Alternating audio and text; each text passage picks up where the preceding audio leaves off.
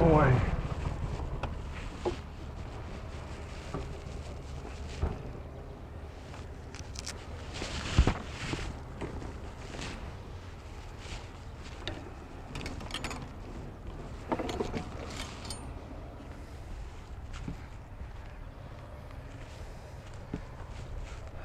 Good afternoon, folks, and welcome to a walk in your park, or maybe a walk in the park.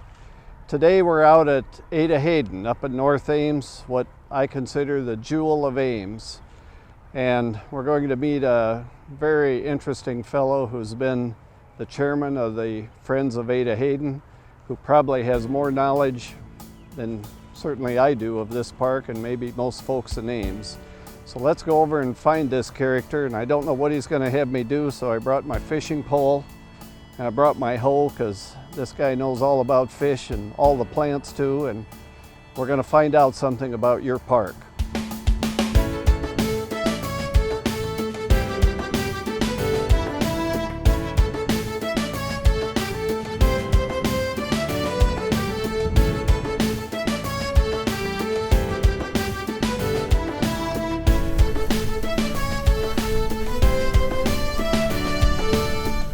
I have my new best friend today with me, whose name is Irvin Klaus. We're going to talk a little bit about Ada Hayden Park, which, Irv, if I'm wrong, correct me, but I think this is the jewel of Ames right now. I agree. Irv is the chairman or president of the Friends of Ada Hayden, and probably knows this park ground-wise and inside out better than anybody. Irv, what's your background? What'd you do before you became the best friend of Ada Hayden? I was a wildlife biologist with the Department of Interior and worked as a collaborator at Iowa State for about 25 years. Amazing. Got some background credentials. Did you have a degree? I have a doctorate in ornithology, birds. Ornithology means birds, I think. And got a minor in something else? Entomology, insects. That means bugs. Probably fits ecology, and I've known Irv for years. He really is a friend of lots of ecology, and especially Ada Hayden. We're going to talk a bit about this park. First of all, the Friends of Ada Hayden, who are they? How many do you have? Lots of friends, I'm sure. I'm not sure exactly how many members we have, but we do have a membership, and have about 130 people on the mailing list, and some are not members, but that's okay. We try to communicate with as many people as possible. And we have a board of directors of 9 people that volunteer to serve, and so we're trying to, interpret the wildlife and the plants that are here for the public, and we have some interpretive programs scheduled occasionally. But another thing we try to do is to help manage the vegetation. We've had some problems with invasive species, and so some of our volunteers have come out and controlled thistles this spring or this summer. And are thistles in Iowa native at all? Yes, we actually have native thistles, and there are many on the park, but there's also some invasive that are not native, and these are the ones that cause us trouble. I believe it. I know about thistles. Every farmer knows about thistles. That's right. Let's start a bit about what the park is about. I think we're, 430 acres here? That's right. And it's even got water. How'd this water get here? The water's here because it was here before they started mining gravel and sand. It was underground. It was groundwater. And as they took out the gravel and sand, then exposed that groundwater. And of course, some of it comes in from runoff from surface water, but probably as much as 80% of it is groundwater. That's great. So it was a sand quarry, as I believe. That's right. When did it become a city park?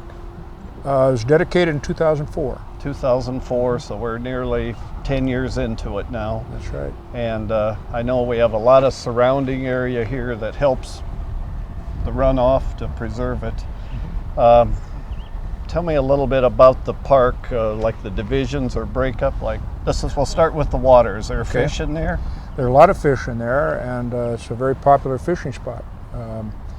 In fact, the the Department of Natural Resources has designated it as an urban fishery, and as a result they will stock trout in the fall and in the wintertime for ice fishing, and they've also stocked it with some channel catfish and striped bass, which grow to be pretty good size. So yeah, there's a lot of opportunity here for fishing. And people are welcome to fish here in the That's park, right. You have to have That's a fishing license, I believe. State fishing license. State fishing license, but folks are welcome, and we built a pier here, is that right? That's right, and the DNR contributed some money from this, from their marine tax that they charge on gasoline for boats and motors.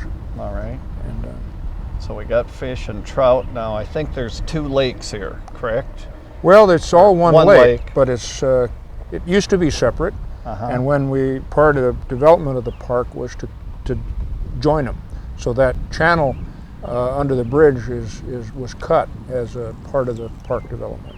Now, I've seen people ice fishing here in February over on the south side to catch a trout. But I think the only trout are in the north side, at least in the winter. That's right.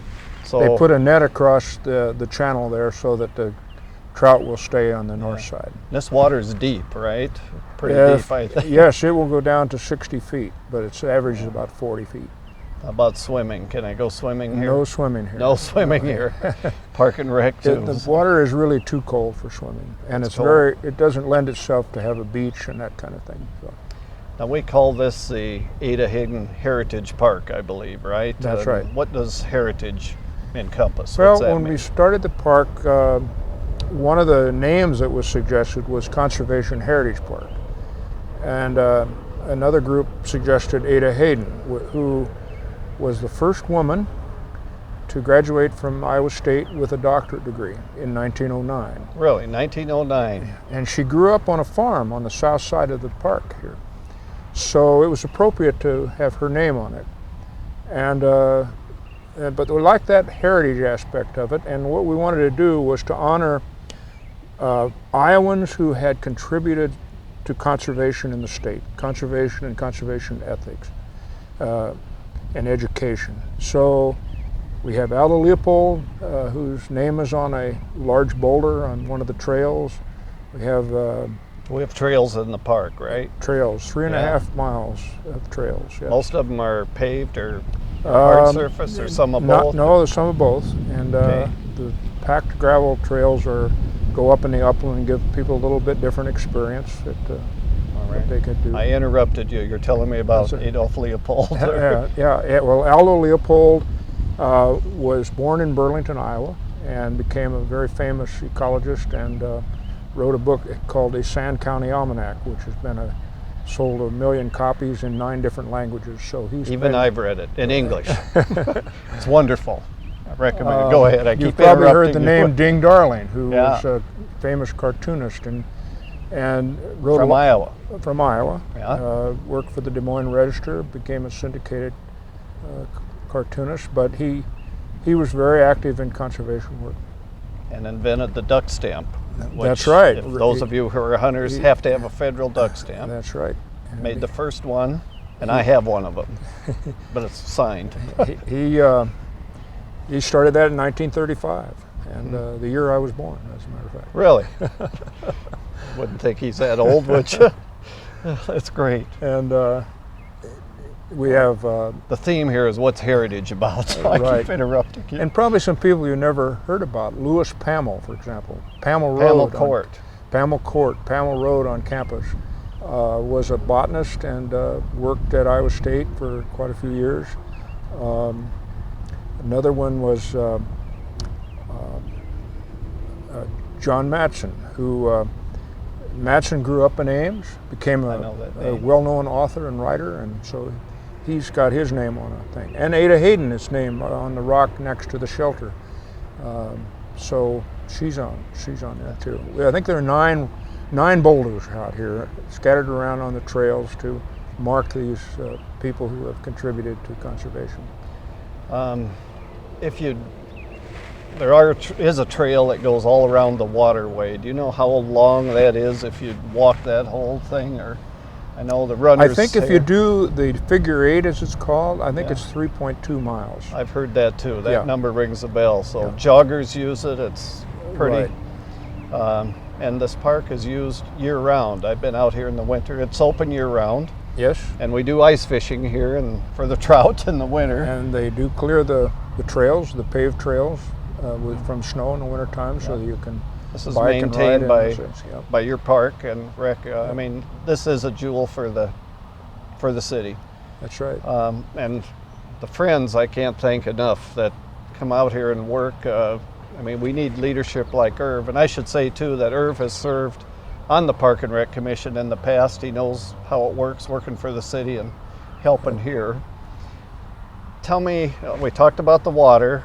Let's go to is there some wild prairie out here? There is Reconstructed Prairie. You know, since this was a mining area, a lot of the land was compacted and disturbed, but we're gradually trying to restore prairie and woodland on the place. Okay. Provide some habitat for wildlife and that kind of thing, and people do see a lot of wildlife out here. I mean, what would you see? A bird? Lots of birds. Wolf Osterreich, who is A wolf? Wolf. His real name is Wolfgang Osterreich, and Ostrich. Wolf is out here almost every day.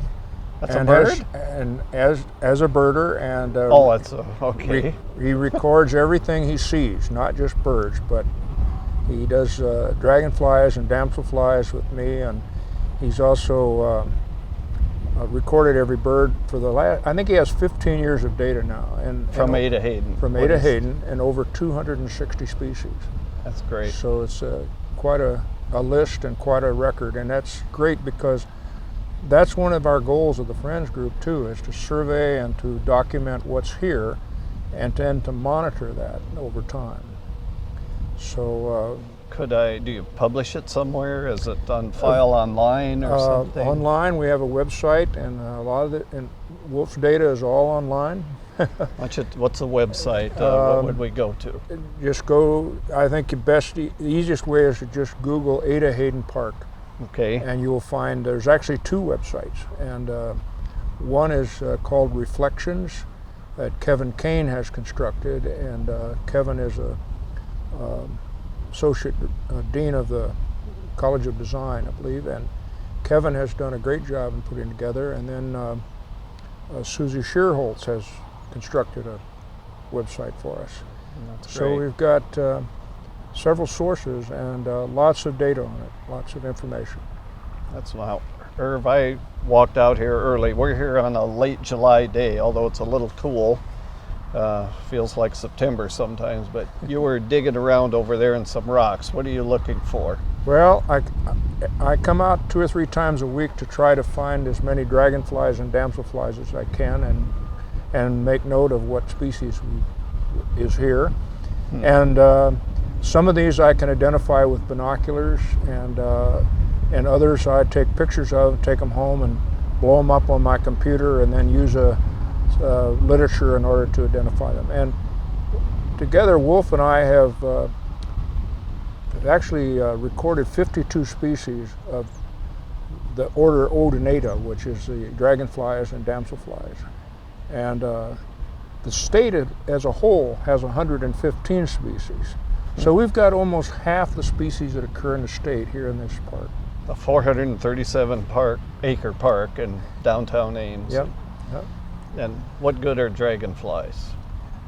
They are. I know the answer. Well, I think they're good. They contribute. Little kids get scared of them, but they don't need to be scared of either no, one. No, they don't bite, but they are predators, and they prey on other insects. Right. And so they help control mosquitoes. That's one thing. Mosquitoes, yeah. So they're good for. They undergo their life cycle in the water, and so the larval stages of these critters are in the water, and they might go through a 1 or 2 or 3 year cycle that way. And they come out in the summer, mate and breed, and then die. And so It's a short lifespan. But you know what amazes me, Leo? They've been around for 350 million years. Oh, really? There are fossil dragonflies. That's older than you were. That's right. They have fossils of dragonflies that look almost exactly like they do today. That's cool. And that's a long, long time. What's the difference between a damselfly and a dragonfly? The damselfly is in a suborder, and they can be identified by being smaller in size, and their wings kind of fold back against their body, so when they perch. Whereas a dragonfly, they stick their wings straight out from the body. Mm-hmm. Right. So that's how you can identify between them. And dragonflies are faster flyers and will go a lot farther distance than the damselflies. I think my point here is, there's lots of things to look at Ada Hayden Park, including bugs and birds. That's right. What's some biggest birds that might be seen out here? The big white pelicans have occurred here, as well as sandhill cranes. Mm-hmm. They're not here very often, and they don't stay very long. But probably the biggest bird that's here in the wintertime is the trumpeter swan. And we get up to 10, 11 birds sometimes in the winter, as well as 4,000 or 5,000 Canada geese. Yeah, we've seen the geese here. And lots of geese and lots of ducks. And we have a variety of waterfowl that stop here, as well as shorebirds. And these are migrators. Well, the geese, some of them live. Yeah, a lot of them just stop during migration. We have a few mallards nesting on the area, and blue-winged teal, and a few Canada geese pairs that stay here and produce young. But most of the big flocks are wintertime migrants. And now we're sitting on the north side, sort of Ada Hayden, but the Skunk River's half a mile away, or not even that. Not that. It's less than a quarter mile. It's right over there on the other side of the highway. And this lake, or this gravel that was deposited here, that they mined for over 50 years, was probably deposited by the river. And during, right after the glacier started retreating and all the sand and gravel was washed in by the river. So I know we had Native Americans lived here before you and I came, correct? There's and we found remnants, I think, of, like my wife's found an arrowhead along the Skunk River, many in fact. So this was an inhabited area, maybe nomadic natives. We talked about insects you might find. I mean, I know there's many, many more, but people keep your eyes open. How about trees? We got any trees out here? Lots of trees. In fact, the dominant Irv can talk about dominant tree, I think, are cottonwoods and willow. Yeah. Because this was a floodplain and because it was wet and a lot of the time. But we're gradually planting other species like bur oak and so on. And one area of the park that interests me a great deal is on the south side. The north-facing slope that's right on the south edge of the park was originally a savanna. Savanna is defined as being scattered trees with prairie underneath it. Okay. And when we did a floral survey back in 2002, before it was actually opened as a park, we found a lot of prairie plants on that hillside, which indicated that it was once a savanna. And there are some large oak trees with spreading limbs that also indicate that they grew during the period when open areas, that is a lot of sunlight, and they spread their limbs out horizontally. So we'd like to recover that as a savanna eventually by removing a lot of the understory that's growing up and that's a more lot on of the south invasive side. species. That's right. It's down on the south edge. I've heard the word riparian. Riparian actually refers to trees that grow along streams. Okay. But this was a savanna, and of course we do have riparian over by the river primarily, but and they'd have a different kind of species mainly. Right. Now in the wildlife, or the native prairie, which is where would it be in the park if somebody wanted to see some of that? There's been a planted prairie in a number of places. If you go in on the Harrison Street parking lot, there's prairie right there by the parking lot. You can around the wetlands there. That's all been planted. When the park was started, and it was those were crop fields originally. And so we went in and planted prairie seed, and it's a pretty nice prairie there now. Also next to Stonebrook, there's another patch of prairie. And then up here at the base of the hill, the ridge that goes around where the trail goes up, we call the Upland Trail. At the base of that, there's a large prairie that was planted by the county when we started the park. And I understand that the commission and the city has approved the restoration of the hayfield that's on the ridge now back to prairie. So eventually we'll have more. We need our friends, like we're summer. Name 3 plants I might see other than grass out in the prairie? In a prairie, yeah. Okay, big blue stem is the big one. How would anybody tell what that looks like? Big blue stem has a 3-area Turkey foot. seed head, turkey foot. Right. Turkey foot. Big Yep. blue. And we have little blue stem, of course, is in there, but also the flowers that grow there. We have gray-headed coneflower, purple coneflower, bee balm, the purple bee balm, cup plant, compass plant. I mean, Butterfly weed. Butterfly weed. What color is a butterfly It's weed? a bright orange. And Irv knows everything. Can't miss it. No, I mean, what a resource to have someone like Irv Klaus helping you and our city. Proud of you and thank you. You're a neat guy too, you know it? Thanks, Leo. Irv, thanks very much. Come out and look at your park. This is one of many. A walk in your park it's worth it any day, any time of the year.